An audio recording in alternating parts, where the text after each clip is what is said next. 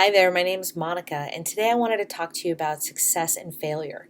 Because as we get closer to the new year, a lot of you are going to be setting New Year's resolutions.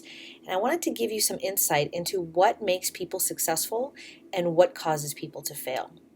So, if you think about anyone that you know who's highly successful, chances are that they attribute all of the reasons for their success to themselves.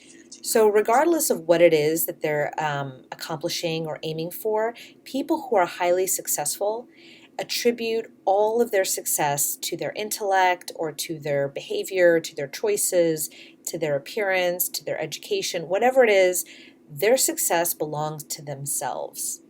People who struggle with success tend to attribute their success to external reasons. So, a person who struggles with success might, for example, attribute that success to luck or to someone else's doing or to being at the right place at the right time, not really to anything that they themselves did or not to anything that they themselves have in their control.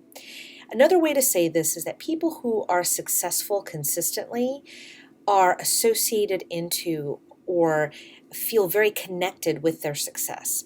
They feel it's a part of who they are. Whereas people who tend to struggle with success tend to disassociate or separate themselves from the reasons for their success, which tends to result in the perception that they fail more often than they succeed. So if you're someone who, as we approach the new year, really wants to be successful at either your New Year's resolutions or in your business or in your relationship, I suggest finding ways, and we can help you find some ways. I have some additional techniques coming up. Find ways to really connect with moments of success from your past and then take those experiences of success and project them into the future so that you can see yourself as having been successful at whatever it is you're aiming to accomplish, whether it's a New Year's resolution or an improved relationship, what have you.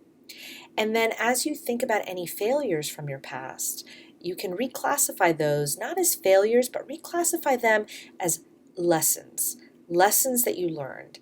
And as you identify those lessons that you've learned from your past, minimize them, separate yourself from them, shrink them down or make them black and white, whatever you need to do to really create some space between you and those lessons that you've learned from your past. So by focusing on your successes and really making them stand out in your imagination, in your mind's eye, and then projecting them into your future, you will connect with them more completely. And by thinking back to your lessons learned or your quote unquote failures and separating yourself from them will help you to remain focused on what you really want, which is success in 2017, and not in any way on repeating those lessons learned from your past.